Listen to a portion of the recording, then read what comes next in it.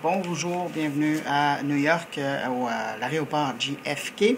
On est dimanche après-midi. Je débarque tout juste du Airbus 380 d'Air France. J'ai eu l'occasion enfin de voler avec. Je l'avais déjà vu à Montréal, vous vous en souviendrez peut-être. Lorsqu'il est passé à Montréal, j'avais été prendre des photos, j'avais visité, c'était fort agréable. Mais entre le visiter et passer 7 heures dedans, disons que le 7 heures dedans, je l'ai beaucoup apprécié. Alors, pour les gens qui apprécient, qui aiment les avions, c'est vraiment l'expérience ultime à l'heure actuelle. C'est comme un paquebot sur deux ponts qui permet à plus de 530, 540 passagers de voyager comme ça ensemble. Il y en a peu encore qui circulent. Dans le cas d'Air France, c'est le seul qu'ils ont. Il fait la liaison Paris-New York, New York-Paris. Alors, j'ai fait un crochet lorsque c'était prévu. Cette semaine, j'ai été passer quelques jours au Sénat français sur invitation des organisateurs de Net Explorateur, qui est un événement qui met ensemble des politiciens du Sénat et aussi des grandes entreprises et puis des gens qui sont dans l'innovation et qui réfléchissent, qui font des présentations. Et donc, j'ai été invité par ces gens-là et comme c'était sur les ailes d'Air France, j'ai donné un coup de fil à Air France et j'ai dit est-ce que c'est possible en revenant de revenir par New York pour essayer le vol. Et puis, on m'a permis de le faire. Alors, merci à Air France. Et puis, ça valait vraiment la peine parce que moi, je suis un amateur d'avion. Et de pouvoir embarquer là-dessus, c'était quelque chose. Il est en service depuis le mois de novembre dernier.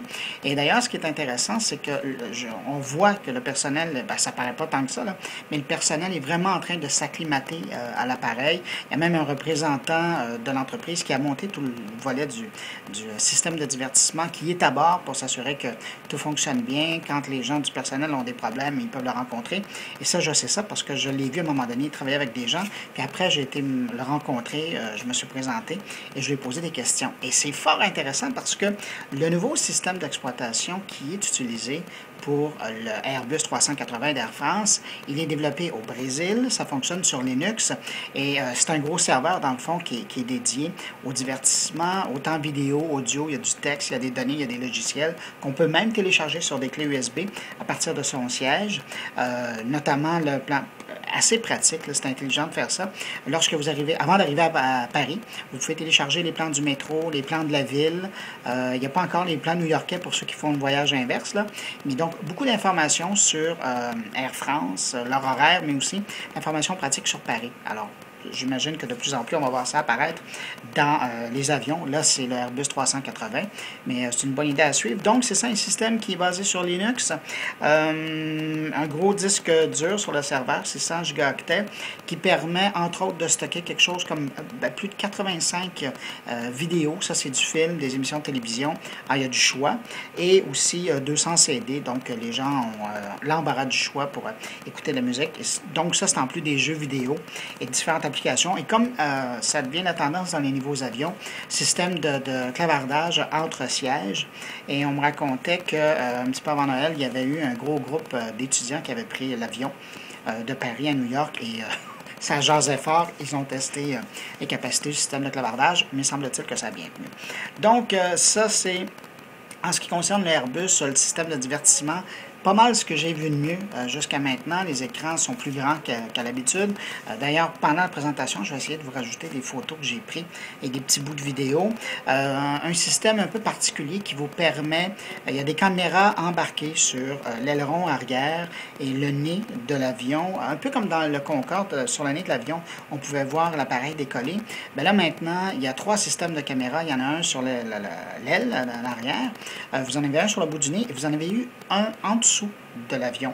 Et ça vous permet en tout temps pendant le vol de voir donc en avant le point de vue de l'aileron en arrière et puis en dessous. Ça aussi, je vais essayer de vous montrer des images là, pendant que je parle.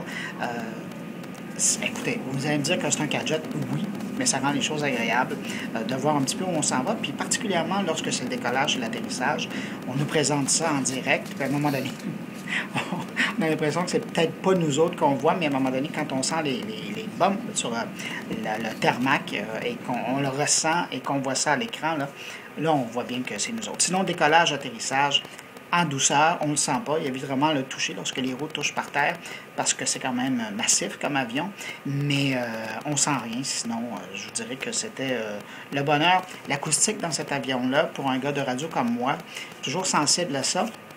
D'ailleurs, j'ai fait un test, je vais essayer de le mettre sur la balado du carnet techno. Prise de son dans un Boeing 777 d'Air France, et ça c'était à l'aller vers Paris, et prise de son dans le Airbus 380 de Paris à New York. C'est assez particulier. L'acoustique a vraiment été travaillée. On a mis beaucoup d'efforts là-dessus. Et ce que ça donne, c'est que vous pouvez, évidemment, il y a toujours un son de cabine, là, on s'entend, mais vous pouvez avoir une conversation normale. Vous n'avez pas l'impression que le son est très transformé. Et c'est tellement, on peut tellement bien s'entendre que c'est assez facile d'écouter la conversation qui se passe à côté. Et à côté de moi, je ne vous dirais pas de quoi on parlait, mais il y avait deux gens qui avaient l'air bien nantis et qui parlaient de choses et autres de la vie. Et mon Dieu, que la vie avait l'air à être dure pour des gens qui étaient riches, mais pas nécessairement fameux, entre guillemets. Alors, voilà pour mon évaluation du Airbus 380. Je vais probablement revenir là-dessus sur le carnet techno en texte parce que j'ai vraiment beaucoup apprécié. Deux mots sur Net Explorateur, donc édition 2010. Il va y avoir une édition 2011. Ça a été confirmé à la fin de l'événement. Donc, le Sénat français qui accueillait des gens de grandes entreprises, vraiment les grands patrons des grandes entreprises, genre L'Oréal et compagnie, là, pour des grandes entreprises françaises, qui venaient voir un petit peu l'innovation, ce qui se faisait présentement en France, en Amérique, mais également ailleurs dans le monde, notamment en Chine, ce qui se faisait sur Internet et le téléphone cellulaire, parce qu'ils sont en train de réfléchir et ils veulent voir un petit peu où ça s'en va. Et c'est aussi l'occasion de décerner des prix au niveau de l'innovation, les projets les plus intéressants. J'ai rencontré, entre autres, deux projets. Layers, ça vous connaissez déjà. Si vous utilisez un iPhone, c'est le système de réalité augmentée qui vous permet de voir des informations lorsque vous regardez des paysages avec votre téléphone cellulaire. Alors, eux étaient là, ils ont gagné le grand prix du Net Explorateur, mais il y avait aussi les gens de iLab qui, malgré son nom anglophone, est une entreprise de Grenoble, et eux, ils sont vraiment dans le tactile. Ça fait depuis 2001, d'ailleurs, j'ai une entrevue, je vais la mettre sur le carnet techno, ils sont vraiment dans le tactile depuis 2001, mais sérieusement depuis 2003, et là, maintenant, ce qu'ils arrivent à faire, c'est de présenter une interface d'utilisation qui se présente dans les vitrines des magasins. Alors, évidemment, il y a tout un système qui est caché, là, qu'on ne voit pas, mais imaginez-vous si vous arrêtez devant un agent d'immeuble, devant la vitrine, et que vous aviez un écran, et là, avec vos mains, donc c'est plus du lèche-vitrine, mais c'est du touche-vitrine, vous pouvez défiler, jouer dans les photos des maisons qu'il a, presque, pas presque, mais cliquer, voir une vidéo de l'endroit, aller chercher de l'information sur les prêts bancaires en temps réel là-dessus. Donc, toute une interface d'utilisation pour accéder à l'information d'un commerçant. Et je vous dirais qu'avec le nombre de grandes entreprises qui étaient présentes lors de la présentation, j'ai l'impression qu'on va entendre parler beaucoup d'eux. iLab, gardez ça dans votre tête. Sinon, lors de mon séjour, j'ai eu une courte rencontre, mais fort intéressante, avec l'éditeur de Smart Novel, qui est le service de livres de feuilletons pour iPhone. Et bon, en passant, il y a une nouvelle édition de leur application. C'est gratuit, vous pouvez le télécharger, qui règle certains problèmes qu'il y avait. J'en avais jamais eu de problème avec ça, mais semble-t-il qu'il y en avait. Alors là, ils ont corrigé. Et j'ai été très heureux de voir, en le rencontrant, qu'il écoutait MI5. Alors, j'ai été flatté. Et d'ailleurs, pendant mon séjour à Paris, court séjour, je suis arrivé jeudi matin et dimanche, je suis déjà revenu à New York. Mais là, j'arrive bientôt à Montréal. Donc, pendant ce séjour-là, j'ai rencontré 5 personnes qui écoutaient MI5. Alors, merci beaucoup de nous écouter sur MI5.